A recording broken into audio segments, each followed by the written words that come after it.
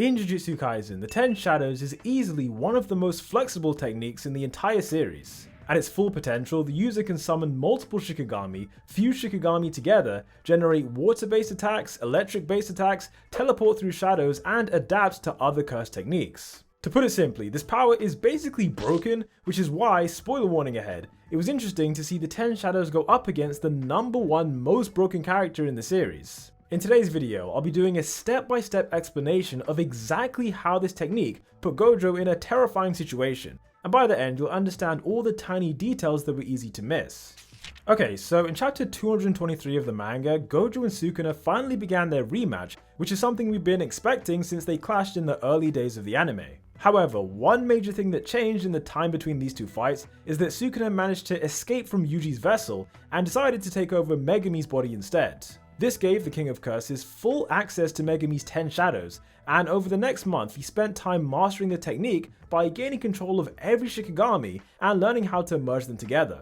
By default, this already made him the most skilled 10 Shadows user in history, and against Gojo it gave him a massive advantage that he normally wouldn't have had. Now, at the start of the fight, the two strongest sorcerers warmed up by punching each other across Tokyo, and at this stage the only technique that Sukuna uses is his own slashing ability. Following that, it doesn't take long for both of them to open their domain expansions, with Sukuna activating Malevolent Shrine and Gojo activating his Infinite Void. This is the part where things got slightly complicated, so we're going to break it down step by step to explain how the 10 Shadows was involved. Step 1.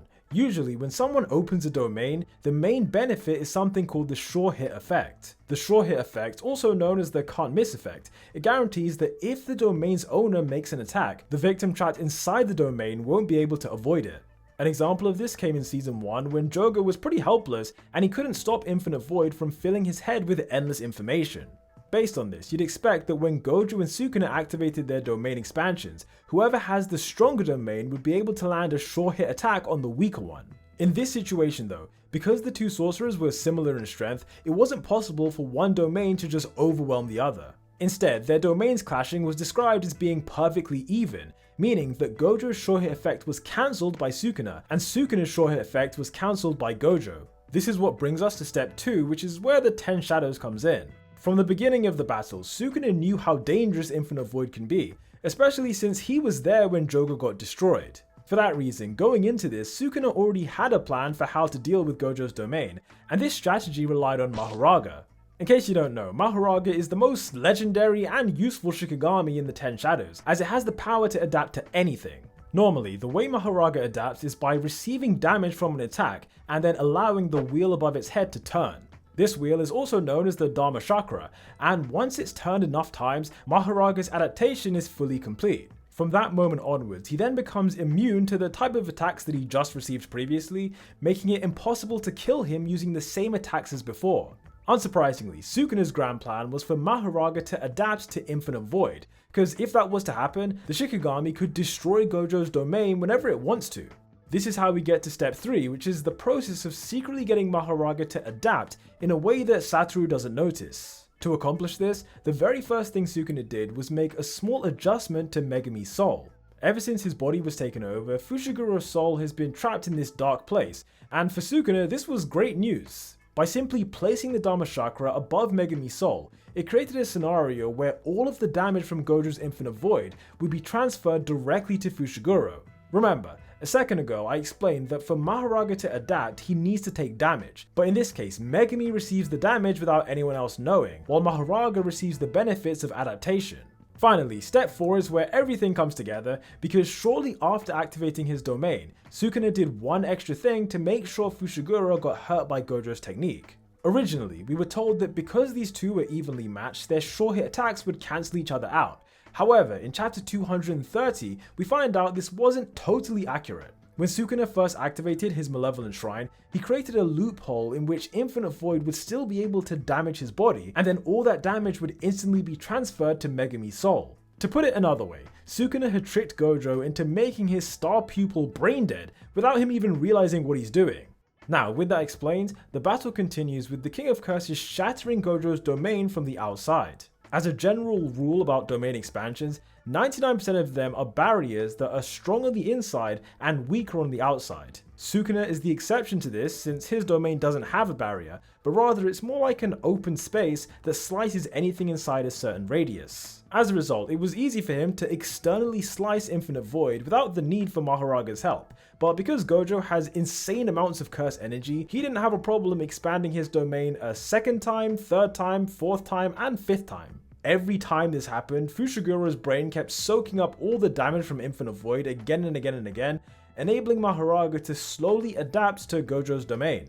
The only time Megumi wasn't suffering was on the few occasions when Sukuna used domain amplification, but that's a topic that we'll be explaining later on in the video. For now, all you need to know is that on the inside of these domains, Gojo kept dominating, and eventually, during Satoru's 5th domain expansion, he overpowered the King of Curses, to the point where Sukuna got fully engulfed by Infinite Void. In this panel, he was hit with 100% of Gojo's sure hit attack, which wasn't the case earlier, and as a consequence, he couldn't transfer all of the damage to Megumi. With Sukuna being paralyzed here, this should have been the end of the battle, but before Gojo can deal a fatal blow, the Dharma Chakra finishes turning. With that final turn, Mahoraga's adaptation to Infinite Void was complete, and therefore he had permission to emerge out from the shadows. The Shikigami then single-handedly rips apart Gojo's domain, demonstrating that it's unaffected by the usual information overload. Following this, Sukuna quickly regains consciousness, and in a moment of honesty, he reveals to Gojo that he knew Infinite Void would be an issue, and so he made it a priority to kind of take it off the table. In that sense, you could say the King of Curses succeeded, given that he now has a Shikigami that can break Infinite Void at will, and also Gojo who doesn't have the stamina to open another domain. For a bit of context here, whenever someone activates a domain, there's usually a cooldown period where you can't properly use your curse technique. This cooldown period even applies to people like Gojo and Sukuna, but Satoru tried to get around it by aggressively healing his own brain with reverse curse technique. Doing that is what enabled him to use domain expansion 5 times in a row, but the drawback here is that he pushed himself way too far and damaged his mind in the process. According to Sukuna, if Gojo was to try and use his domain a 6th time, it's likely that he'd either die or at the very least it wouldn't be effective. By contrast, the King of Curses didn't have that problem, and after sending Mahoraga back into the shadows, he prepares to kill Satoru with his malevolent shrine. Let me know your thoughts on this down below, but to me, based on Gojo's body language and facial expressions, it seemed like in this moment he did actually think he was about to lose. Obviously, in regular circumstances, he would never think that way, but if we're being real, this isn't the face of someone who had a solid plan to stop Malevolent Shrine. Anyhow, luckily for him, when Sukuna goes to open his domain, the entire thing immediately collapses, and this is because of the brain damage he took from Infinite Void. Although Sukuna was only affected by it for less than 10 seconds, the amount of information that flowed into his mind was enough to injure his brain and make it too difficult to expand his full domain. From Gojo's perspective, this was a lifesaver and also the funniest thing he'd ever seen in his life, and after getting back to his feet, he punches Sukuna square in the face. This scene was important because if you remember, back in season 1, Jogo mentioned that there was something unusual about Gojo's punches. At the time, we didn't really know what he meant by this, but as Sukuna gets attacked, we find out what makes these punches so deadly. Right at the moment of contact, Satoru activates Blue, which is an ability that warps space and quickly pulls things towards it. By using Blue at the moment of contact, it significantly boosts the strength of the punch, but from Sukuna's point of view, this wasn't actually the worst thing in the world. Courtesy of the Dharma Chakra above his head, every time Gojo punches him, it helps the adaptation process. All Sukuna has to do is relax and just keep receiving these attacks, and eventually, once the wheel spins 4 times, Mahoraga will be totally unaffected by Blue and Infinity. As they continue fighting, the Dharma Chakra does then spin for the first time, but an interesting detail is that just before it happened, we can see that the wheel turned black.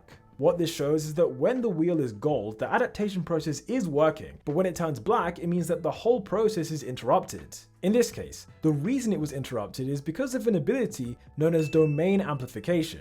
To explain what this is, we have to acknowledge that when it comes to Gojo, his infinity makes it impossible for anyone to touch him. Therefore, domain amplification is just one of the few ways that Sukuna can get around this, and it involves surrounding his own body with an empty domain. This empty domain then acts like a vacuum that sucks up Gojo's curse technique, meaning that temporarily Sukuna is able to physically touch him. The downside, however, is that while domain amplification is active, the King of Curses isn't able to use any curse techniques, including the 10 shadows, explaining why the wheel turns black. Moving on, sometime after amplification gets turned off, the Dharma Chakra spins a total of 3 times. With just one more spin, Mahoraga would become fully adapted to blue and infinity, but Gojo was planning to kill Sukuna before that could happen. Up until now, his strategy was to only use blue for his attacks so that it would make it seem like he wasn't planning to use any of his other abilities. In chapter 232, he then successfully manages to trick Sukuna by striking him from behind with curse technique reversal red. As the name suggests, red is the opposite of blue and it blasts things away rather than pulling things together. The end result is that Sukuna gets thrown like a ragdoll towards Gojo, followed by Satoru punching him with a precise black flash. In my previous videos explaining JJK Season 1 and the JJK movie, I broke down exactly what Black Flash is, so for this video all I'm going to say is that it's a distortion in space that increases the strength of an attack by more than double. Now, when you factor in that Gojo already had the strongest punches in the series, the amount of force was so intense that it instantly knocked Sukuna unconscious. If you haven't been keeping track, this is now the 2nd time he's been put to sleep, and as the Dharma Chakra falls off his head, it luckily spins once it hits the ground. The significance of this 4th spin is that Mahoraga has officially adapted to blue and infinity, meaning that he can now physically touch Gojo. That's why in this panel it slashes him clean across the chest, and as you can see there was noticeable damage since infinity is no longer in the way. In spite of that, Gojo heals himself by using reverse curse technique, although the speed of his regeneration is now visibly slower than before. In response, Satoru recovers some of his curse energy by doing this thing called a curse chant, which is basically just a short ritual that elevates his power. Once that's done, he then prepares to destroy Mahoraga in one go with red, but Sukuna makes a move to defend his shikigami. Having finally woken up from his black flash-induced coma, the King of Curses saves Mahoraga by sending him into the shadows. At the exact same time, he also releases a swarm of rabbits to distract Gojo, and in case you don't know, the name of this shikigami is Rabbit Escape. Regardless, Gojo forces Mahoraga to come out of hiding by firing red directly into the shadows, and in this next panel, we see the Dharma Chakra turn again. The implication here is that Mahoraga was indirectly hit with red and has now begun adapting to that ability, which is bad news for obvious reasons. Shortly afterwards, the fight then transitions into a 2v1, with Mahoraga breaking Gojo's infinity while Sukuna attacks from a distance. What was impressive about this is the way Sukuna damaged Gojo, because from the sidelines he shot a high pressured blast of water straight from his hands. The ability to shoot water originally belonged to Max Elephant, so for Sukuna to harness the elephant's power without even summoning it, it's a level of mastery that we'd never seen from Fushiguro. Also, the way he positioned his hands is identical to Piercing Blood, which is the Kamo family's signature move, and it's possible, if not likely, that Sukuna took direct inspiration from them. To make things even worse, the King of Curses then merges together Nue, Great Serpent, Round Deer, and an unknown Tiger Shikigami to form this chimera-type creature known as Agito. Personally, I think Sukuna does deserve points for creativity at least, since as far as we know, Agito was just an idea that he came up with from scratch. Considering that it's made from 4 separate Shikigami, Agito has a combination of their abilities, including lightning, super regeneration, and a snake for a tail. The 3 of them then shamelessly gang up on Gojo, with Mahoraga having the most important job of disabling infinity. To deal with this situation, Satoru tries once again to destroy Mahoraga with red, but to his surprise it barely has any effect. In fact, at this point in time, the only move Mahoraga hasn't begun adapting to in some way is Hollow Purple. The downside to Hollow Purple though is that it takes a while to charge up, but to win this fight he doesn't really have many other options. A second later, the 2 Shikigami then chase Gojo around the city, while Sukuna protects himself by hiding in the shadows. In this panel, we can see that Satoru retaliates by smashing Agito with another black flash, and then decapitating the snake on his tail. In this scene, his main priority was to kill Agito before it can use its regeneration to heal Sukuna, while on the flip side, Sukuna's main priority was to stop Gojo from using Hollow Purple. What happens next is that he basically tells Mahoraga off for not working hard enough, and so to impress his manager, the Shikigami does something completely unexpected. After the Dharma Chakra turns one more time, it somehow enables Mahoraga to copy Sukuna's curse technique, and the Shikigami uses this power to slice off Gojo's right arm. This kind of slashing attack is what Sukuna refers to as dismantle, and it's when the slash travels through the air and then cuts its target from a distance. Regardless, even with only one arm and 3 monsters ganging up on him, Gojo's priority doesn't change. Just like before, his main goal is to kill Agito, and so he punches the shikigami with blue and then increases his curse energy to its maximum output. Maximum output is the most powerful variation of blue, as it effectively acts like a black hole that drags things towards it even more violently than usual. The end result is that Agito gets sucked into a ball and crushed, with his super regeneration not being fast enough to save him. Meanwhile, Sukuna was at risk of being sucked in as well since he hasn't adapted to blue, hence why Mahoraga had to swoop in and defend him, and at this stage in the fight the two sorcerers had very different feelings about how things were going. In Gojo's case, he hadn't been pushed to his limits like this since Toji, and according to chapter 233, he felt a huge sense of satisfaction. At the same time, the King of Curses was said to be feeling uncomfortable for the first time in 1,000 years, since it was clear that Gojo had all of the momentum. This was shown when he heals his severed arm with reverse curse technique, uses that new arm to punch Mahoraga with Black Flash, throws hands with Sukuna, and then punches them both with his 4th Black Flash of the day. To do this many Black Flashes is proof that he's reached an unbelievable level of concentration, and it actually tied him with Yuji and Nanami for the Black Flash world record. After this, Gojo began another curse chant to recover his output, and based on the way his curse energy was increasing, Sukuna suspected that red was about to be used. Thanks to Mahoraga though, red isn't something that he needed to worry about, because like I said earlier, the adaptation process had already started. For that reason, Sukuna doesn't try to intervene, in fact he just stands there waiting for Gojo to fire so that Mahoraga can take the hit. However, in a surprising turn of events, Satoru doesn't shoot red in Sukuna's direction, instead choosing to fire it directly into the sky. While this might seem counterintuitive, it makes sense when we remember that just a second ago, Gojo killed Agito with blue. After Agito's death, the blue orb was then still floating in the sky, and if blue makes contact with red, then they merge together to form purple. Of course, once Sukuna realized what was going on, he sent Mahoraga to destroy blue before red can make contact, and ordinarily that might have worked. What's funny though is that because Mahoraga had already adapted to blue earlier, it meant that he wasn't getting pulled towards it. On the other hand, Gojo was using blue's power to his advantage as it sucked him towards it at high speeds, allowing Satoru to get there first before Mahoraga. Immediately following this, Gojo continues chanting, only this time he does the chant for Hollow Purple, which by itself can increase the output by up to 80%. As red and blue then collide, the resulting blast engulfs all three of them, permanently erasing Mahoraga, the Dharma Chakra, and a large section of Tokyo.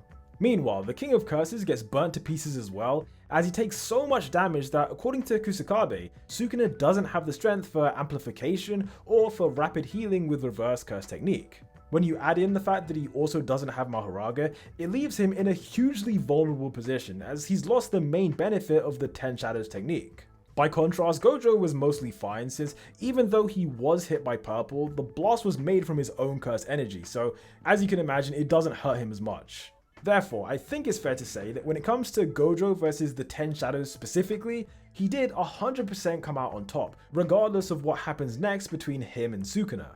Let me know your thoughts on everything down below, and if you enjoyed this video, I'd really appreciate it if you hit the like button to let me know if you liked it, and check out some other videos on my channel that should be on screen right about now.